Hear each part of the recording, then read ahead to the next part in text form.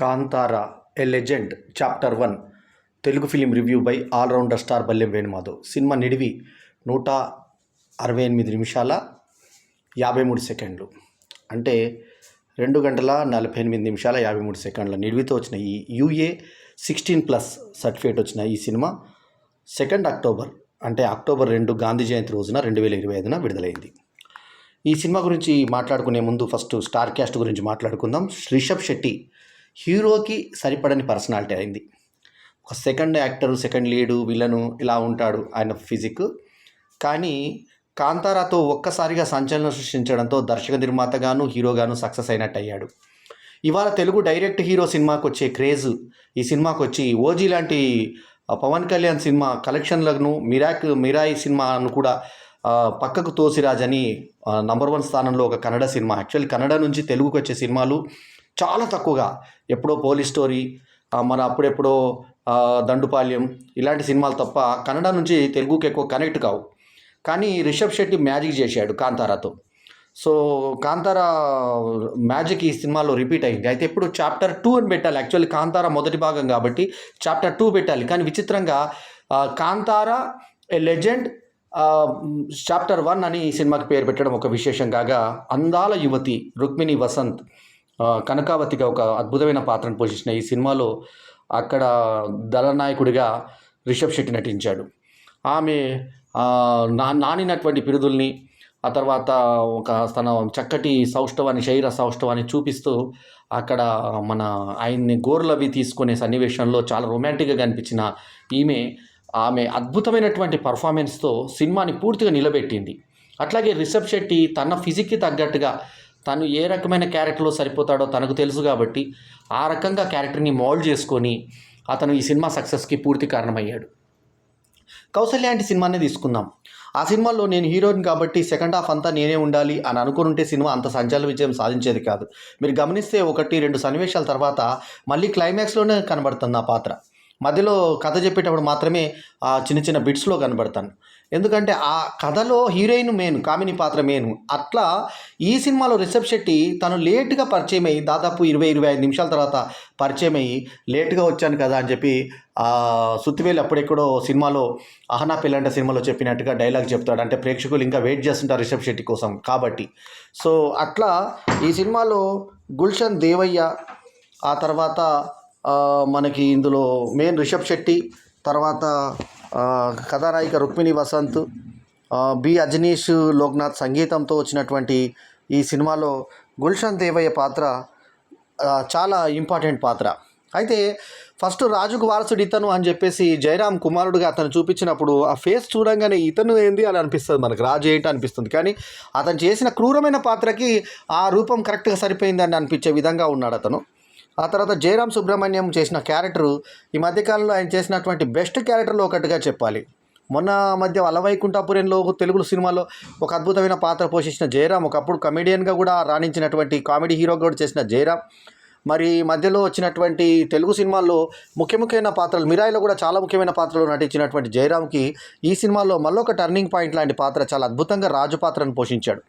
అయితే ఈ కథ ఆల్రెడీ రాసుకున్న కథ, కల్పితమైన కథ కాకుండా కన్నడ రాష్ట్రంలో, అంటే కర్ణాటక ప్రాంతంలో అక్కడక్కడ చెప్పుకునేటువంటి కథలోంచి మెయిన్ కథను తీసుకున్నారు. అప్పుడు జానపద కథల్లోగా ఆ కథలను తీసుకొని వాటిని ఒక కథ కింద రూపకల్పన చేసి ఒక సినిమాకి ఇది చేసి రిషబ్ శెట్టిని నిర్వహించినటువంటి తీరు చాలా బాగుంది. అయితే దీనికి మెయిన్ ఓపెనింగ్స్కి కారణం ఏంటంటే, మొదటి కాంతారా సక్సెస్ ఈ సినిమాకు ఉపకరించింది. లొకేషన్స్ కావచ్చు, అది కావచ్చు, కథలో తీసుకున్నటువంటి వైవిధ్యత కావచ్చు, అందుకే డిఫరెంట్గా తీసుకొని ఇవాళ విజయ్ కిరంగదర్ నిర్మాతగా సక్సెస్ అయ్యాడంటే రిషబ్ శెట్టితో పాత్ర తీసినటువంటి సినిమా. బి అజనీష్ లోక్నాథ్ మ్యూజిక్, తర్వాత Aravind Kashyap cinematography, Suresh Mallaiah editing, Arjun Raju action direction, Vineesh Baglan production designing, Pragathi Rishab Shetty costume designing, తర్వాత చలువే గౌడ కో ప్రొడ్యూసర్గా ఉన్నటువంటి ఈ సినిమా హోంబోలే ఫిలిమ్స్ అంటే ప్రఖ్యాతమైన ప్రొడక్షన్ హౌస్ నుంచి జీ స్టూడియోస్ వాళ్ళ దీంతో సహకారంతో వీళ్ళు ఈ సినిమాని తీసుకొని వచ్చి ఒక అద్భుతమైన సినిమాగా ఇవాళ బ్లాక్ బస్టర్ హిట్ కింద నిలబడింది. దాదాపు 80 కోట్లు కలెక్ట్ చేసిన మొదటి కన్నడ సినిమా కింద ఇవాళ మొదటి రోజే ఇంత స్థాయిలో తెలుగు నుంచి కూడా ఎక్కువ వసూళ్ళను తీసుకొచ్చి తెలుగు పెద్ద పెద్ద సినిమాలను తోసిరాజని దాదాపు 9 నుంచి 10 కోట్ల రూపాయల కలెక్షన్ని ఓన్లీ తెలుగు రాష్ట్రాల నుంచే కొల్లగొట్టిందంటే ఆ సినిమాలో ఎంత స్టఫ్ ఉందో ఆలోచించుకోవచ్చు, స్క్రీన్ ప్లేలో ఎంత దమ్ముందో ఆలోచించుకోవచ్చు.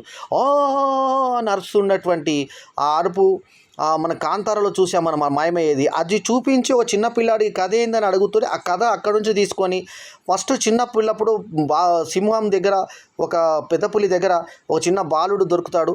ఆ బాలుడిని పెంచారు ఆ ముఠాలో. అక్కడ కాంతార ఏరియా నుంచి వచ్చినటువంటి తెగ నాయకుడు అయ్యేతాడు ఆ పిల్లాడు. అక్కడ ఒకరేమో రాజు, ఆ రాజు దేవయ్య ఒక కొడుకు, ఆ రాజు జయరాము. ఈ రాజుకు ముందు రాజు కూడా ఇక్కడ చనిపోయిన తర్వాత అక్కడికి వెళ్ళిపోయారు వీళ్ళు. భయంగా అక్కడ దిగిపోవద్దు అని అంటే ఒక అవిట అమ్మాయి పుడుతుంది. ఆ అవిట అమ్మాయికే వేరే ఒక నల్ల తెగ వాళ్ళు ఉంటారు. ఆ నల్ల తెగ వాళ్ళు దేవుణ్ణి పూజించరు, వీళ్ళేమో దేవుని పూజిస్తారు కాంతార వాళ్ళు. ఈ గిరిజన 2 తెగలు, ఒకళ్ళేమో దేవుని పూజించరు, ఒకళ్ళు దేవుని పూజించే తెగల మధ్యలో రాజు. ఈ 3 తెగల్ని మనకు ముగ్గురిని మనకు చాలా క్లియర్గా చూపించి ఒక విగ్రహం మీద ఒక దేవుడి ప్రతిష్టాపన విగ్రహంకి వస్తే అతను దైవస్థాపన కోసం రాలేదు, ధర్మస్థాపన కోసం వచ్చాడన్న డైలాగ్ కూడా ఉంది. గ్లామర్ పాయింట్ ఆఫ్ వ్యూలో అందగత్తె అయినటువంటి రుక్మిణి వసంతి ఎటువంటి ఎక్స్పోజ్ చేయకున్నా కూడా ఎక్స్పోజ్ చేసినంతలా ఆమె ఉయారంగా నడవడము, ఆ పాత్రలో లీనం కావడము, తర్వాత హీరోయిన్ మధ్యలో ఎటువంటి రొమాన్స్ లేకుండా కేవలం ఒక దగ్గర మాత్రమే గోర్లు అవి తీసుకొని ఆమె అతని మీద ప్రయోగం చేసినట్టుగా. ఆ తర్వాత కథలో లీనత అయిన తర్వాత వీళ్ళు ఒక హద్దు ఏర్పరచుకుంటారు. ఆ హద్దు దాటి వీళ్ళు వచ్చిన తర్వాత అక్కడ ఒక రకమైన మార్జాలాలు ఉంటాయి. ఆ మార్జాలని దాడి చేయడము అదొక సింబలు.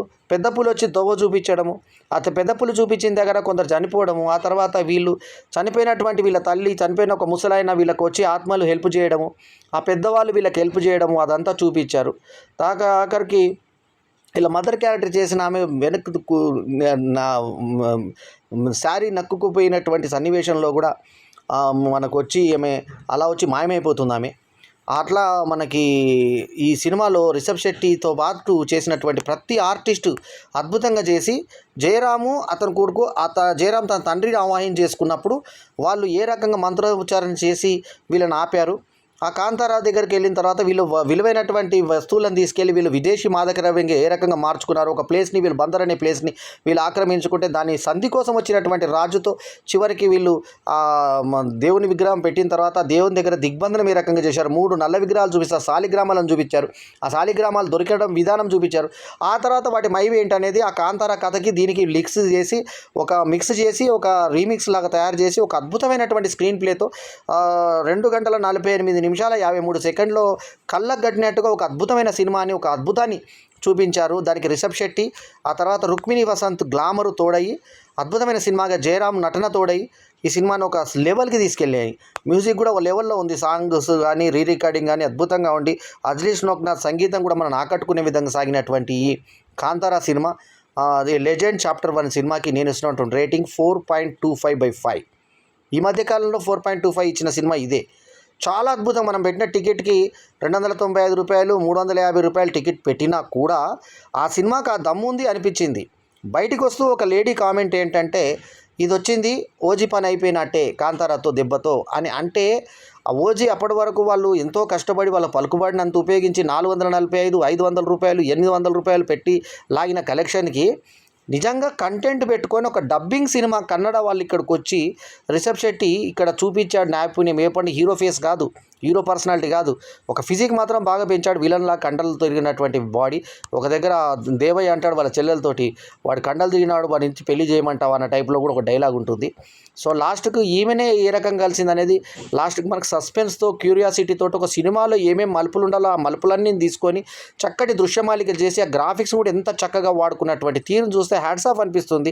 రిషబ్ శెట్టి కష్టం కనబడుతుంది. ఆ లొకేషన్లో ఎన్నిక కానీ, ఆ ప్రాంతాల తీరు కానీ, ఆ ఫోటోగ్రఫీ కానీ, ఆ సంగీతం కానీ, ఆ తర్వాత అడవుల్లో ఫైట్స్ కానీ, అసలు సినిమా చూడాల్సిందే, ఇంకా చెప్పడానికి ఏముండదు. కాంతారా లెజెండ్ చాప్టర్ 1 చాప్టర్ 2కు లీడ్ ఇస్తూ ఈ కథను మళ్ళీ అక్కడ ఎండ్ చేసి మరి ఈ ఏమైంది ఇంకా మిగతా కథ ఏమైంది అంటే ఆ మిగతా కథ 2వ భాగాల్లో చెప్పుకుందామంటూ సెకండ్ పార్ట్కు తీసుకెళ్ళినా కూడా మొదటి పార్ట్ చూసిన వాళ్ళకి ఎటువంటి నిరుత్సాహం కలగకుండా ఇక్కడ కంక్లూషన్స్ క్లియర్గా ఇచ్చి క్యారెక్టరైజేషన్స్ పక్కాగా ఇచ్చి రూపవతి అనే కనకవతి అనే క్యారెక్టర్ని రుక్మిణి వసంత్ పండించిన తీరు, రాజుగా గుల్షన్ దేవయ్య చిన్నరాజు యువరాజు అతను మెయిన్ రాజుగానేమో జయరాము. ఆ జయరాం మీద దాడి చేసినప్పుడు సన్నివేశాలు కానీ అవన్నీ కూడా చాలా అద్భుతమైన ఈ క్రూరత్వము, ఆ తర్వాత పనితనము, ఆ ఊర్లలో ఏం జరుగుతుంది, ఆ కాంతారాకి వెళ్తే ఏ రకంగా భయపడతారు వీళ్ళు, ఒక సైనికుడు అక్కడ ఇక్కడ తిరుగుతున్నటువంటి సైనికుడి కామెడీ, ఇవన్నీ కలగలిపి అటు హాస్యము శృంగారం అన్నీ కలిపి ఒక దేవుడు సినిమాలో ఒక మంచి కథని అప్పటి ఉన్నటువంటి జరిగినటువంటి కథ ఏంటనేది ఇక్కడ తరాల వాళ్ళకు చెప్పేటువంటి ఒక సదుద్దేశంతో చేసినటువంటి ఒక కమర్షియల్ ప్రయోగమైనా కూడా ఒక అద్భుతమైన సినిమా. దాన్ని తీసినటువంటి తీరు బాగుంది. కానీ కొన్ని సన్నివేశాల్లో గాల్లో లేపేటప్పుడు ఆ రోపులు లేపాయి అని అర్థమయ్యే విధంగా షాట్స్ ఉన్నాయి. కనీసం ఎడిటింగ్లోనైనా సరి చేసుకోవాల్సింది. అలాంటి కొన్ని సన్నివేశాలు ఒకటి రెండు కనబడ్డాయి. రిషబ్ శెట్టిని లేపే ఒక సన్నివేశంలో నాకు కనబడింది. 2 షాట్స్ ఉన్నాయి అక్కడ. ఆ 2 షాట్స్లో మనకు క్లియర్గా ఆ పైనుంచి వచ్చేటువంటి గీతలు కనబడతాయి మనకి, ఆ లాగేది. అవి మనం బ్లూ మ్యాట్లో కట్ చేసేటప్పుడు సరిగా కట్ చేసినట్టు అనిపించలేదు. అది వర్క్ కరెక్ట్గా చేయాల్సింది. అదొక్కటి మినాయిస్తే ఇంకా మిగతా వర్క్ అంతా బాగుంది. ఆ పెద్ద పులి, ఆ తర్వాత గుర్రం పరిగెత్తుకునేటువంటి గ్రాఫిక్స్ అద్భుతంగా అనిపించే తెల్ల అశ్వాన్ని, తర్వాత ఇతను అధిరోహించిన తీరు, ఆ తర్వాత హీరోయిన్ దాని మీద కూర్చున్నటువంటి తీరు, ఆ తర్వాత హీరోయిన్ మధ్య ఎటువంటి రొమాన్స్ లేకుండా, పాట లేకుండా, ప్రేమ లేకుండా, శృంగారం లేకుండా చాలా విచిత్రంగా వాళ్ళిద్దరిని ఒక దగ్గర చేసుకుని మాత్రం చూపించి, నాకు తెలిసి ఇటువంటి సినిమా ఎప్పుడు రాలా.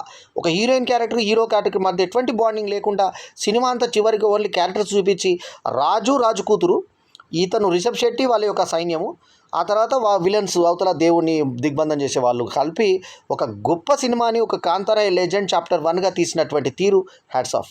సో ఈ సినిమాకు 4.25/5 ఇస్ మై రివ్యూ రేటింగ్. ఈ రివ్యూ కనుక మీకు నచ్చితే లైక్ చేయండి, కమెంట్ చేయండి, షేర్ చేయండి, మా ఛానల్కు తప్పకుండా సబ్స్క్రైబ్ చేయండి. ఇంకో విషయం ఏంటంటే డబ్బింగ్ క్వాలిటీ కూడా బాగుండి డైరెక్ట్ సినిమాలతో పోటీ పడుతుందంటే పోటీ లేకుండా వచ్చినటువంటి ఈ సినిమాకి ముందు 2 రోజుల ముందు వచ్చినటువంటి ఇడ్లీ